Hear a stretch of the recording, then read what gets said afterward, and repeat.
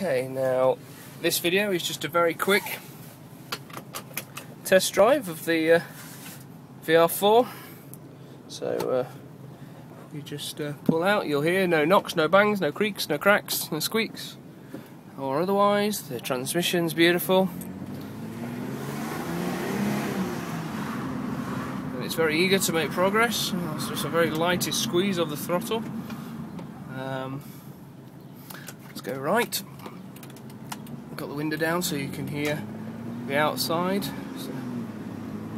you can hear there's nothing wrong.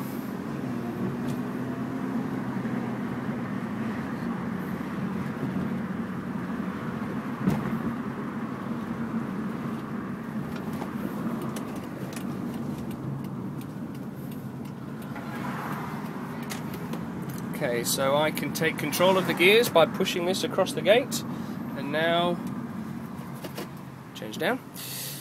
So now, as you can see, it's in first, and I will be controlling this. So now second, third, fourth, and fifth. As you can see, it works perfectly well. Much quicker than a lot of cars, including my Crossfire, which has a Tiptronic function, which is basically rubbish. So yeah, perfectly quiet, lovely quiet car. We go straight on here,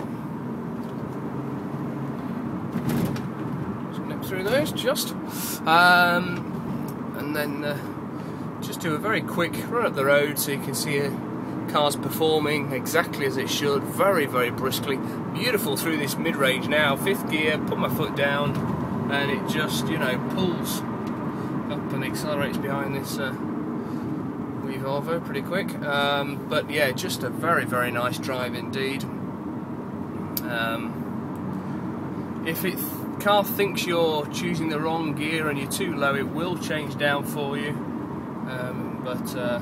So if you slow down at traffic lights and things and forget that you're in manual sort of mode, it will change gear. It won't just stall, which would be a bit embarrassing and a bit complicated to try and get going again. But no, it will change down if you've got the wrong gear. But it means that, unlike a lot of automatics, which I prefer about this, and this is why I find this not too bad on fuel, is you can sort of, you know, short shift and you can be up into 5th at 30 miles an hour, and that a lot of autos just won't let you do that and hold it in 5th. Like now, as I'm in 5th, a lot of autos will just sort of decide for you that you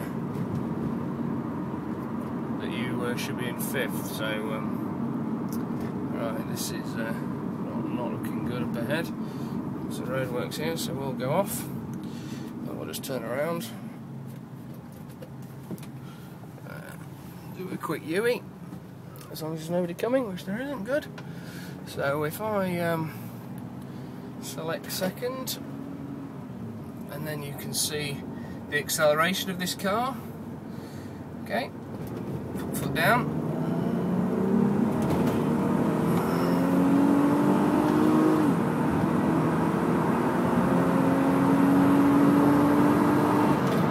As you can see, it really is very fast.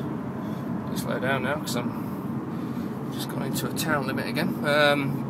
So as you can see there, you can rattle up to 80 miles an hour very quickly. Now the thing that's different about this car compared to some of the like Imprezas and other things which are single turbos, this twin turbo means that there's a lot of power very early on, so it feels much more progressive. It doesn't have that frantic boy race it surge of power at the end. The power is all the way through, much more like a very similar, like an XJR Jag, which, you know, big 4-litre supercharged, much more that sort of feel, running with a smaller turbo and then a bigger turbo in sort of sequence. So yeah, very good. I'm incredibly impressed. And as I say, belying really the smoothness of the power, isn't quite what I expected. Actually, I expected this to be a much more of a frantic car. Actually, it's a lot more grown up than that. It's very comfortable in here, it's very quiet, lovely leather seats, cup holders, auto, stroke, well, Tiptronic. It's got all the little bits that you need, and still can deliver staggering performance, but does it all without a fuss. No big loud boy racer exhaust. This is 100% standard as it was brought into the UK, homologised. It's a full UK car, as I've said already before. One of only 200 originally, and obviously probably only 100 maybe left on the UK roads now. A lot of these have gone into racing. Very popular there, in comparison with some of the things like Imprezas, which have got a smaller capacity, being only 2 litres. These being a 2.5 litre V6 means that actually have much more capability than things like the Imprezas do, the early Imprezas. The tuning capabilities of these are 400-500 brake horsepower without the same potential issues of melting your third cylinder like in the Imprezas. So much more popular with the racing brigade. As you can see, you know, these rubbish roads, still no knocks, no bangs, nothing apart from just a beautiful drive. And as I say, yeah, the speed is absolutely lovely. I mean, it really is beautiful to drive, just because it's so smooth.